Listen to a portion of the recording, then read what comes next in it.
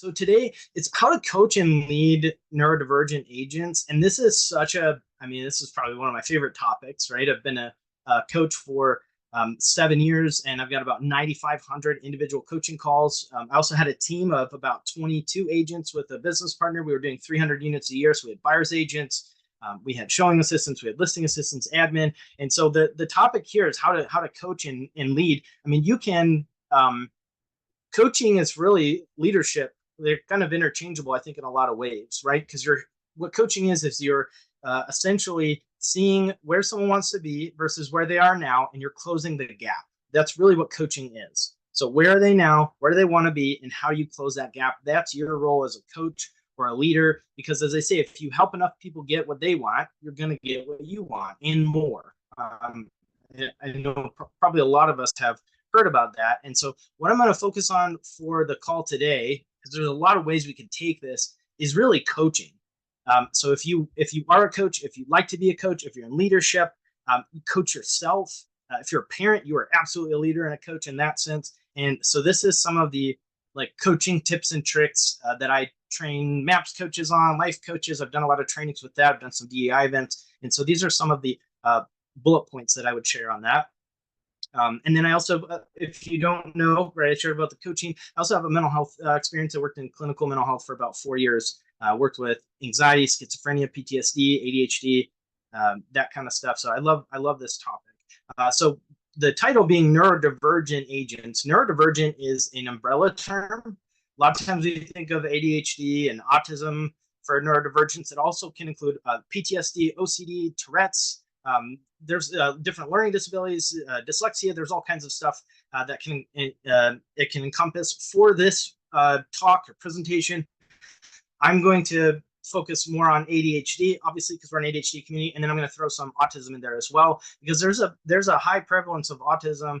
There's a much stronger correlation. We have a lot of agents who have ADHD and autism that you would have no idea. And it's we had one on our panel, right, doing 2-3 million in GCI a year. And so one of the parts as a coach is you're going to figure out where are the strengths at, because when your brain works a little bit differently, you see things differently. Therefore, you can bring something else to the market that nobody else has. You can have that creative marketing idea. You can create all kinds of stuff that nobody else really thinks of or sees it that way. And that's why, I love that example. Albert Einstein had ADHD, dyslexia, and autism. Talk about neurodivergent, and look what he did, because he saw things differently. Great pattern recognition, all kinds of stuff. So a little bit more of a focus on ADHD and autism for today. So why does this matter? So think of this. So 3 to 10% of the population has ADHD, and only 20% know it, meaning 80% of people are undiagnosed. So they don't know, they think something's wrong with them, right? And what we're seeing in the real estate, and talked with somebody in tech, and it's really common in these entrepreneurial fields because we're really good at it and we're drawn to it. So it can be anywhere from 50% to a little bit more of realtors. I'd like to do a mass study, which we'll be getting at some point, not this year. But let's assume, let's play it really conservative. Let's say 25%. I think a lot of us know, and even Jason Abrams, one of the leaders in KW, on the stage at Mastermind says, doesn't every agent have ADHD? Right? It's a thing, right? So let's look at this and why this matters. So does anybody know how many licensed agents there are in the US? I think it's 1.4. So I think let's go with the 1.4. I can't remember if it's 2 million that are registered with NAR or 1.4. And I've heard a couple different things. So whoever said 1.4, let's go with that. So let's say even 25%, which we know it's more. Let's say 1.4 million. Okay, and I'm going to take 25% of that. So that's 350,000 agents in the U.S. that very likely have ADHD. Well, probably, we're even conservative, right? 250,000 agents that have ADHD. And now we're going to take 80% of that. So that equals 280,000 agents that have ADHD that don't know it, that think something's wrong with them. They've gone from coach to coach. They've gone from team to team to brokerage. They're stuck. They've got life coaches. They've been in therapy, and it's just not being named, and they think something's wrong with them, right? Oh, I'm this master procrastinator. gosh, if I could just get more disciplined, if I could just get more organized. So then imagine that you come along having that knowledge and you finally get it after years and years and years. You help give them that missing puzzle piece for how many do we say? How many agents? 280,000 agents. You're probably met some of them. You bring that missing puzzle piece, and then you help them and you change their life. That's incredible. So if you're a coach, if you're a leader, if you are like a team leader, if you're a PC, like you find someone and you give them a name for what they're experiencing and you work with them, you have them for life. It's incredible. And I mean, I think I'm a good coach, right? I wouldn't, like I'm not, oh, I'm the best coach in the world, right? I think I'm a good coach. I've had clients like for 7 years. And I mean, again, I think there are other really good coaches. I think that's what I'm trying to say. There are other coaches just as good as me, but because I have ADHD, they're sticky, right? They don't want to go anywhere else. And that's what you can do having a team, being a PC coach, being in leadership, all kinds of stuff. You can be super sticky. I mean, you could even have a community. You could your niche or your farm could be ADHD or neurodivergence in your city, and you could know it. So it's such a gift because 80% aren't diagnosed, and there's so much stigma out there. So when we're coaching, I want to talk about. I want to start with what's called care versus candor, and I'm just going to give you some of these like really critical things. And I coach some coaches, like I do supervision of MAPS coaches and people that want to be an ADHD coach. I want to start with care versus candor. And this is an old mentor taught me this. So care, that's pretty self-explanatory. When we care about somebody, right? We care. We love them, and they can see that. Candor is that the velvet hammer, the firmness, right? The boundaries, the structure, the accountability, that firmness. And so the ideal thing, especially with ADHD, is we want both. Because especially we want to know that our coach cares about us, right? If you have a coach and they don't care about you, do you want to work with them? If you don't think that they actually care, we need that even more. I don't know about you guys. I need that. I need to know somebody legitimately cares about me as a coach. They could be the best coach in the world, but if they don't care about me, it's not going to work. So we need the care. However, if we only have care, right? If we're only a cheerleader, what happens is that relationship gets dysfunctional. If we don't have candor, if we don't have boundaries, if we don't have structure, we're just too much care is a dysfunctional relationship. Now, on the other hand, candor, right? Firmness and boundaries and structure, we need that. We need someone to bring some of that in there. And if you have too much candor, if you only have candor or too much candor in a relationship, the relationship gets distant. So if you're lopsided one or the other, you're going to have a dysfunctional relationship, you're going to have a distant relationship. And both of them lead to cancellations or leaving your team or leaving whatever you're coaching them, because the care one, they're going to say, you're just too much of a friend. Like, you're a great friend. I love you as a person, but it's just not moving me forward, right? And candor, it's distant. You might not even hear from them. It might just not show up. So if you're a PC coach, and your people just aren't showing up, it could be them, it could be you, but you want that balance of both. And you also want to be really authentic in it, right? Because a lot of us who are neurodivergent, autism and ADHD, we have what I call a bullshit detector.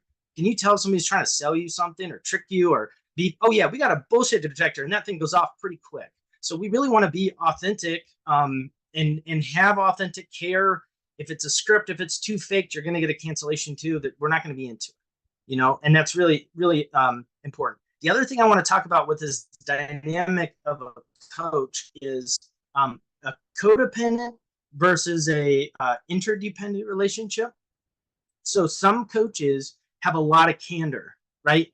They're kind of like the drill sergeant. And this is what I talk about when I'm training MAPS coaches, this drill sergeant that you're scared of, And what can happen though is if it's just constantly like pushing you and it's not asking questions or being curious or learning about your brain, because we respond well to stress, right? If we think we're going to get in trouble, if there's some pain, creates dopamine, and we can do it. That's why we can do things last minute, because we got the dopamine flowing because there's some consequence happening. So it can seem like it's working well to have a coach that really holds you accountable solely, that you're really scared of. You got to pay $500,000 to KW Cares or whatever if you don't do it right. What can happen though is you can create a codependent relationship where you need the coach to do what you need to do. So if that coach goes on vacation, if they retire, if you choose a different career path, you might be in a similar spot because you needed them to do that, versus having a coach that still has candor, but they're curious. You want a coach that asks you questions so you can understand your brain.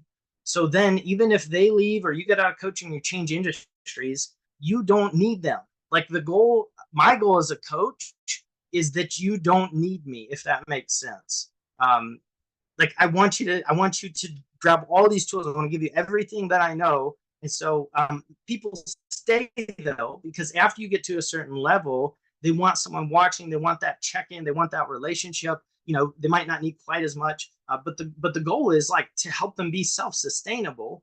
And then it's more of a relationship versus this really harsh thing. Because if somebody doesn't do their lead gen, let's say, and they need stress and pressure to do it, it's a constant band-aid versus, oh, like what's coming up? Oh, maybe you have rejection sensitivity dysphoria. So what can we do instead? Or maybe the script doesn't feel authentic to you. Because over time, if you don't do that, you're going to see a lot of burnout. So you can push, we can force ourselves, but there's a lot of burnout that can happen. Okay. So kind of leaning into that curiosity. When you're a coach, the farther you get into it, the more you get into it, the more you realize you don't know. One word can mean something so different to somebody else. So for example, if somebody comes on the call and they say, I hate lead generation, right? What I want to do as a coach, instead of try to solve that, I want to say, hey, define the word hate for me.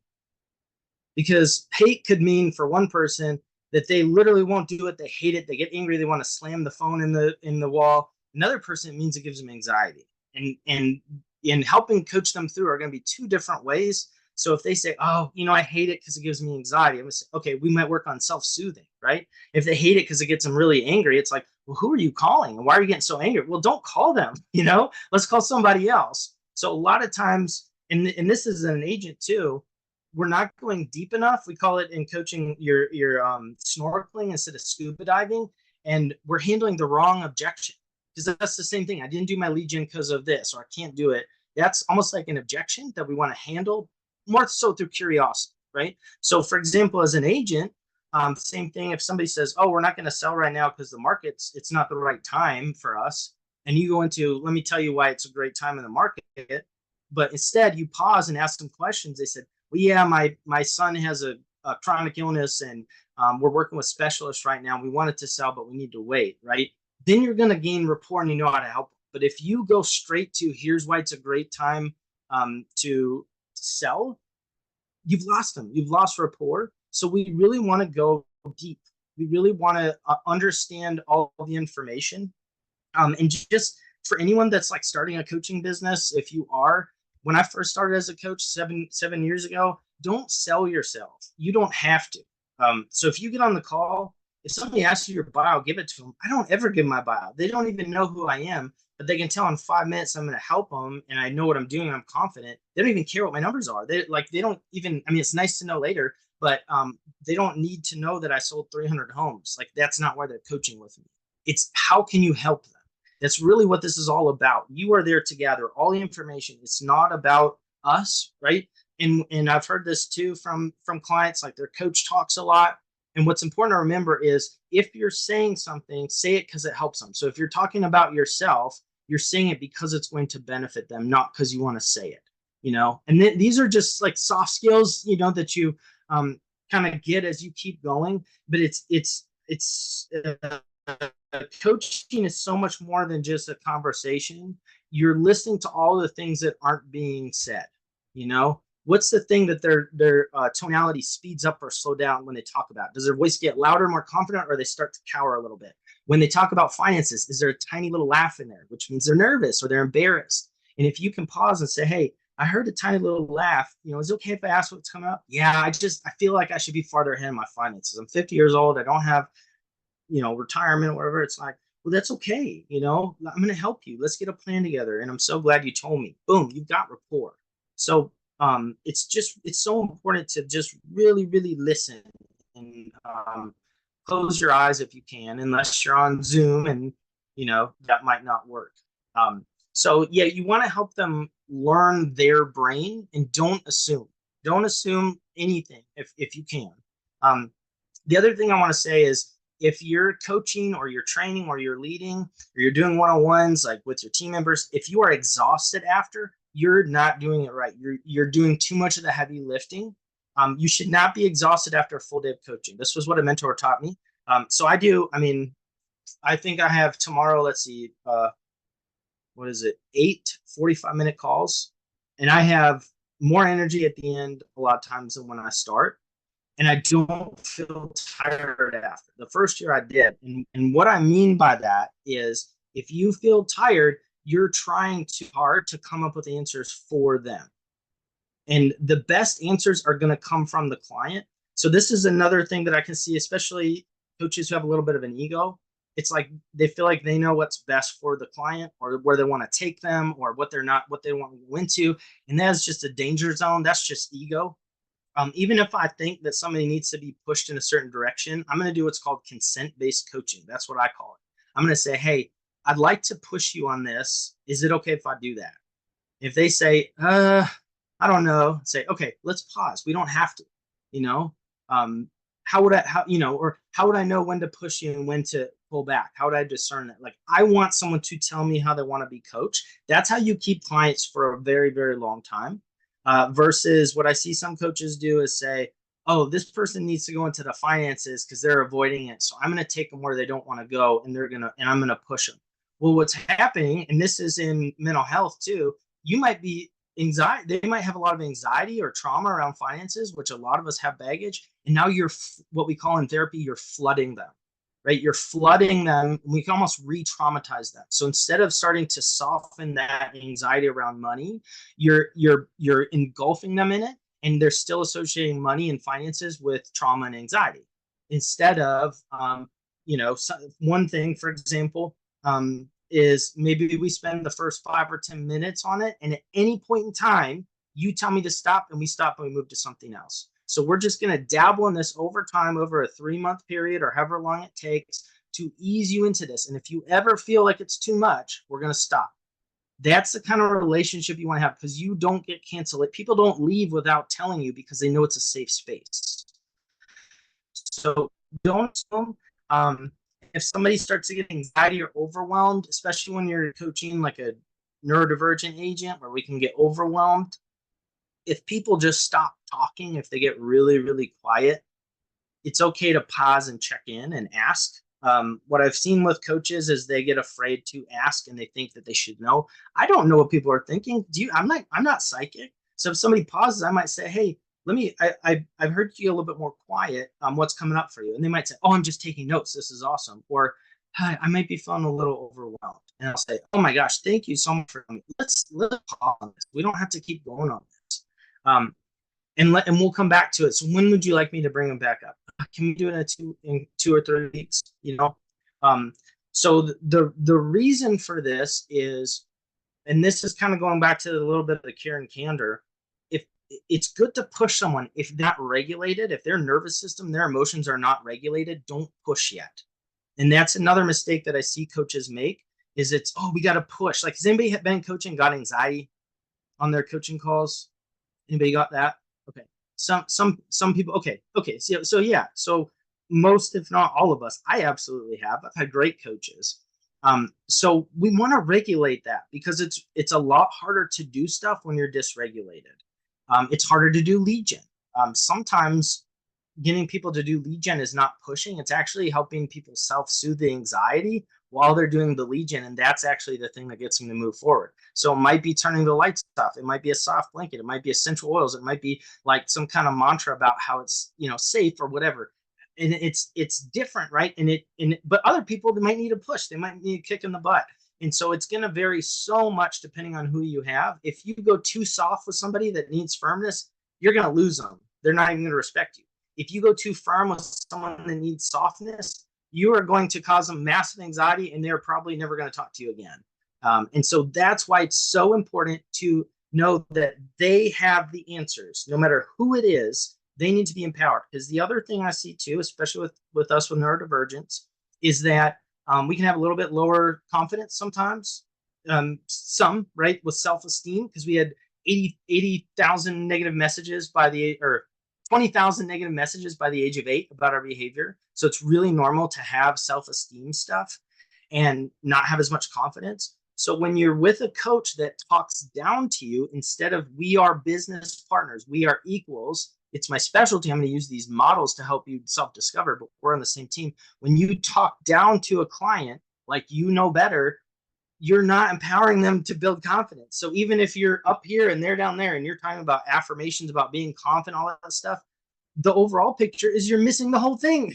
Like those aren't going to work. You need to empower and hey, we are equals. And that's been, I think, powerful for people to see. And there's some really good coaches that do this well, who have done huge things. And for someone to come in that's done 20 or 30 deals and see that they're on the same level as someone who's done 1,000 deals or 500 deals, that's empowering in itself. That's going to do more sometimes than affirmations. Affirmations can be good. It's just, don't do affirmations, but then overall there's something going on where you're not empowered.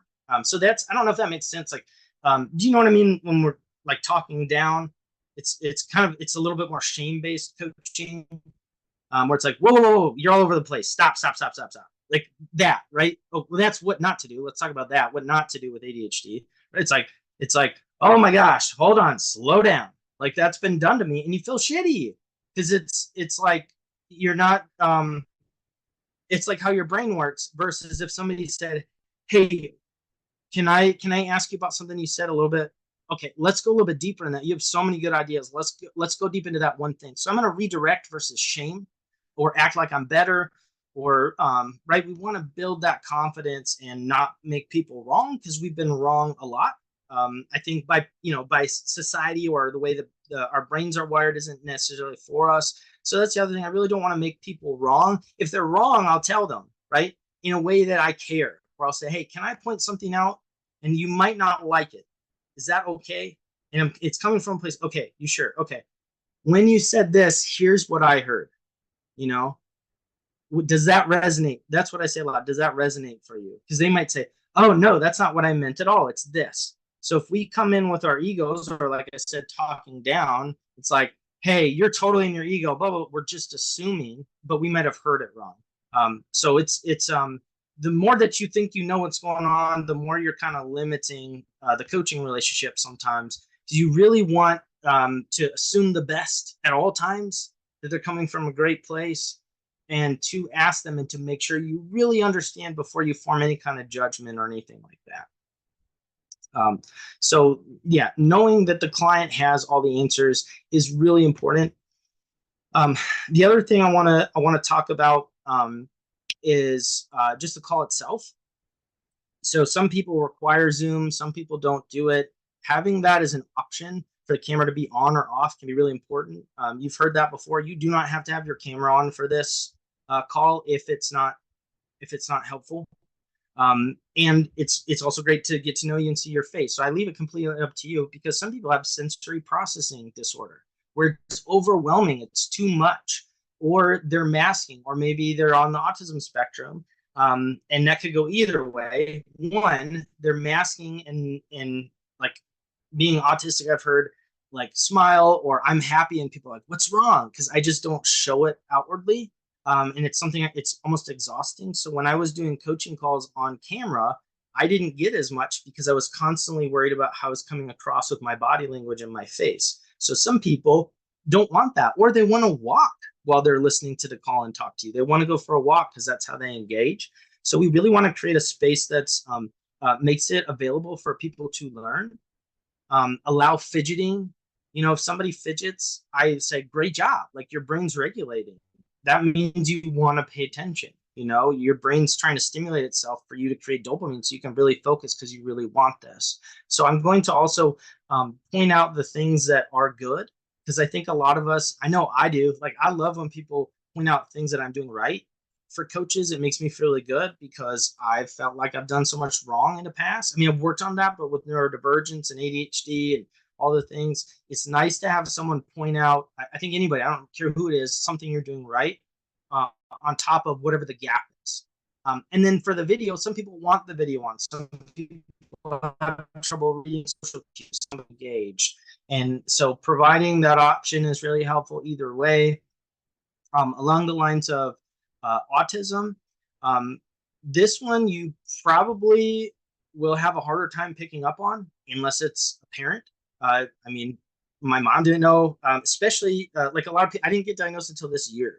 And I didn't even know because one thing, if your special interest is people, which a lot of us in real estate are, you learn patterns and like how to interact with people and like you learn people, you study people. And with autism, you can have like your empathy can, it's almost like sometimes extremes, like you may not show it a lot, or you may have extreme empathy. I'm in the extreme empathy part. Like if anybody's suffering here, if it was 2 a.m., like I would get on the phone and it would bother me if I couldn't help, you know? And I love that. That's like what fuels me for life. So it's hard to pick up on sometimes if someone's on the autism spectrum, especially if their special interest is people.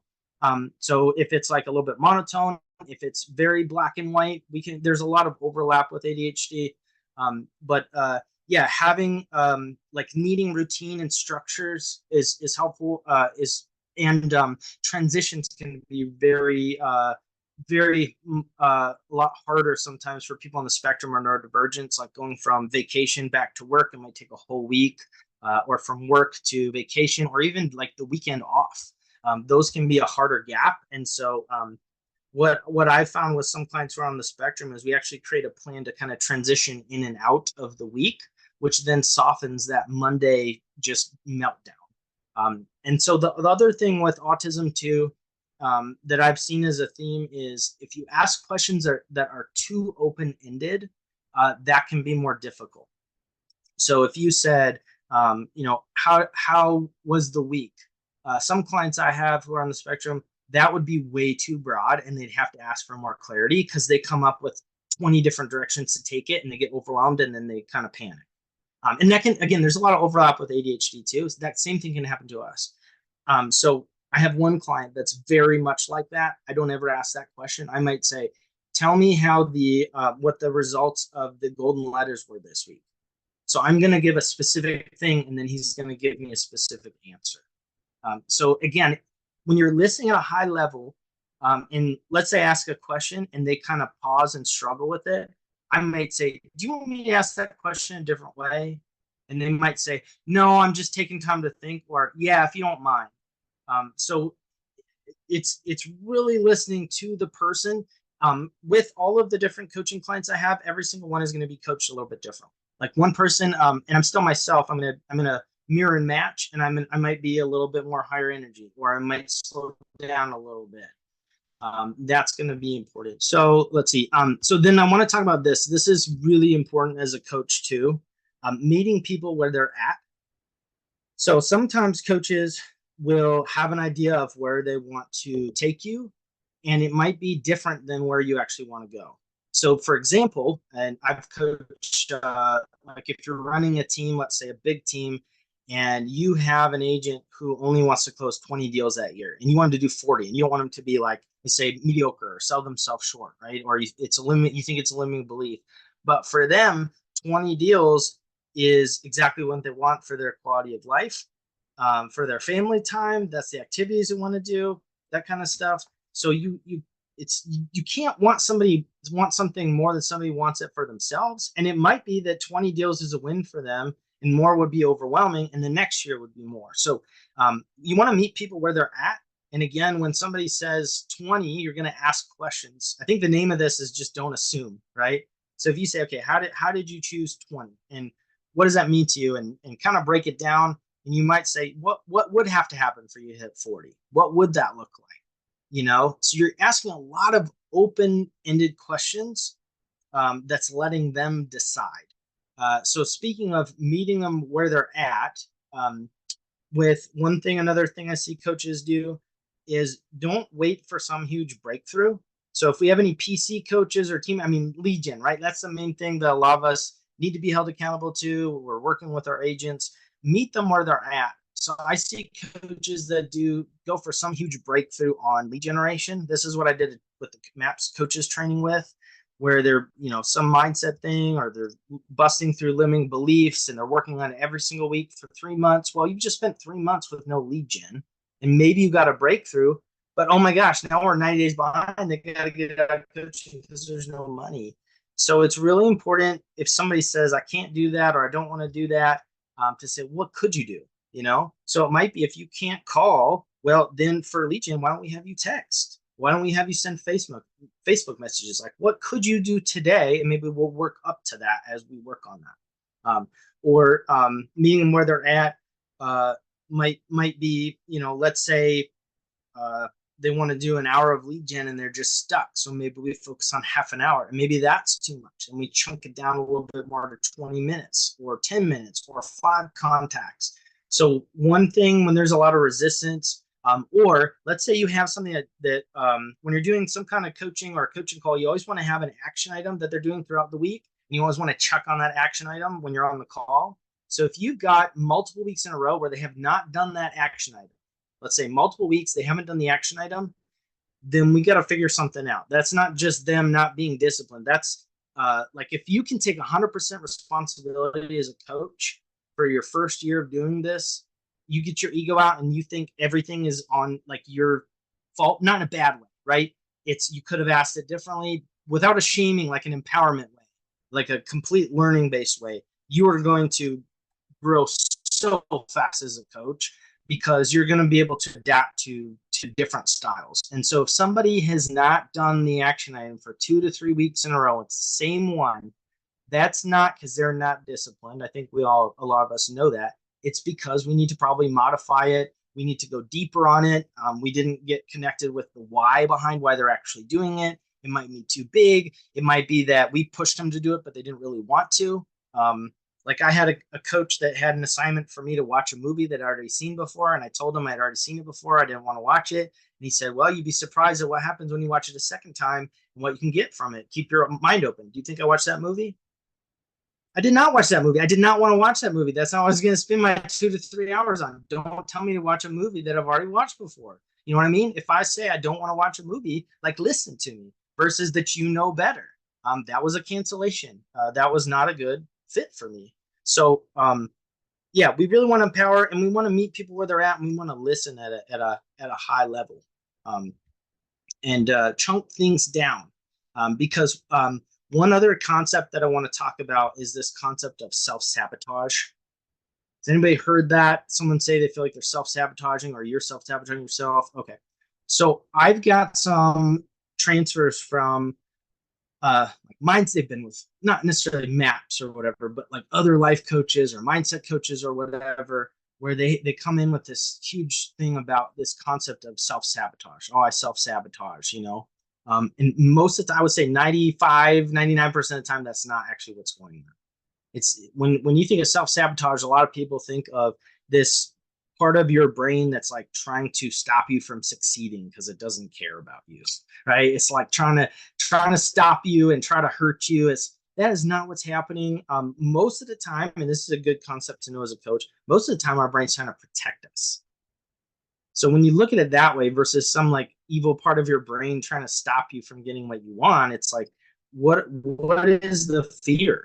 That's a great question. Like, what's the fear you're wanting to avoid? It's like, well, a lot of times self-sabotage that I've seen is because there's already so much in real estate, and it's like, I'm already so stressed and busy. And if I had 5 more sales with doing more lead gen, I'm going to be 5 times more stressed and busy, and I can't handle what I'm handling now. Therefore, I'm going to self-sabotage, because the brain subconsciously is trying to protect you from having a meltdown, And so when you can really identify that, and that's what's going on, then you can make a plan on, as this grows, how do we handle the overwhelm? How do we get systems in place? How will we know it's too much?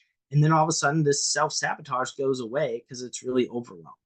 And so I have the belief, especially working in mental health, unless you have, I think there are some exceptions. Sometimes I think in general, our brains are trying to help us, right? I would say minus like substance abuse, which again, it's a lot of times trying to numb us out from feeling things or give us dopamine. It's trying to serve something, but a lot of times our brains are trying to help us, whether it's a survival mechanism, anything like that. And so when we look at it that way and we understand where it's coming from, that can be really helpful. And then the other thing I'll say too, is that have you ever heard someone say, or you said, like, you feel like you're not coachable? Everybody heard that? Like, I'm just not coachable. I've been through multiple coaches. So if you're coaching, you might hear that and you think, oh, this person's like really nice and they seem really cool. That's really weird. So what can happen a lot of times is you go with a coach that's not neurodivergent friendly, doesn't have an understanding of how your traits show up and everything, and then they try to run the neurotypical model, and you're actually the opposite. You're so coachable that you try to do it the way they do it, and it doesn't work. Sit and do lead gen for 3 hours and do FSBO expired and all this stuff, and you try and try and try, and it doesn't work. Read this book, set up the system this way, like all these different ways that are more neurotypical ways, and it doesn't work for you. And then people think they're not coachable. Whereas like you're actually really coachable and you're trying, and if you were less coachable, you would have quit and found somebody better or to teach you a different way or done it your own way instead of being so coachable. So if you've ever heard someone say that, or if you ever felt that, chances are you're probably the opposite. And you were so coachable, you're trying to do it the wrong way for so long. And that's why lead gen hasn't happened yet. Your sleep schedule hasn't happened, your time block, all that stuff. That's why it hasn't worked, because you're trying to do it the neurotypical way, not the neurodivergent way. And you're still trying the old way because you're so coachable. So if you're coaching someone or you're coaching yourself, and there's this huge amount of resistance that you, after a month, have not broken through, do something different. Like, that is not your way. There's so many other ways to do stuff, you know? So there's just, I mean, again, I can package this. I mean, there's a lot of different things I like to kind of give to everybody. I mean, we could do some kind of coaching mentorship, because I know a lot of people are getting into ADHD coaching or wanting to. There's a lot of options. So if you have any ideas, let me know. But to really sum stuff up, what I'll say too, if you're neurodivergent and you're coaching someone who's neurodivergent, you probably have high emotional intelligence. We do as a population, and you're probably going to be a really good coach. Like, emotional intelligence is the number one thing, and that's your ability to gauge like how you're coming across, how other people like kind of feeling, the dynamic, the intuitiveness. People with ADHD tend to be really good coaches. In autism, there's good pattern recognition. So that is something you could absolutely look into if that's something, and it's not as hard as it might be for someone who doesn't fall into that. So again, I could keep going. This is part of my joy zone. And I want to add the last thing in before we get into the Q&A. So pathological demand avoidance, PDA. Has anybody heard of that before? With autism and neurodivergence, PDA, pathological demand avoidance. Okay, so this is important. This is really prevalent with autism. It can be very prevalent with us. So what pathological demand avoidance is, basically when someone asks something, demands something, it can create a high level of anxiety, and like with kids, sometimes it can almost do the opposite, or sometimes adults. If you've ever had like, I'm going to go wash the dishes, and then your partner or your parent says, hey, can you wash the dishes right now? And it's like, well, now I'm not going to do it. Like, screw you, you know? Or somebody says, hey, I need you to do this, or I need you to read this by this day, and you have no choice in it. We're going to kind of fight back quite a bit. And so like, asking for demands, I've talked about this before, but if I said, okay, everyone write this down, I'm not going to do that when I'm talking to a group of neurodivergent people. You know, I'm not going to say, hey, you need to do this. So what that is, and I mean, there's still a lot of stuff out. It's definitely a real thing. It's not technically a diagnosis per se, but it's a way to, like, we have more difficulty responding to reward systems or reinforcing or punishing behaviors. They're not effective in the same way. So if we get punished or something, sometimes it makes us shut down, or it doesn't work. So there's a lot of different causes. I won't go too deep into it. I can, but long story short, don't demand things. You want to give options. And so even if I know someone should do lead gen or it's a good idea, I'm going to say, what do you think about that? Do you want to do that?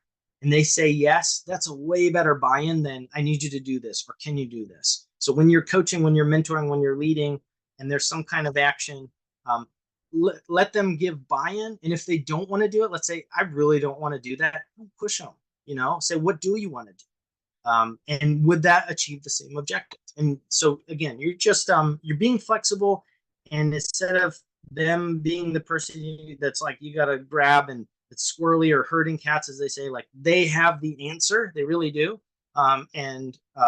So that's why it's really important to be empowered with that. All right. Thank you guys.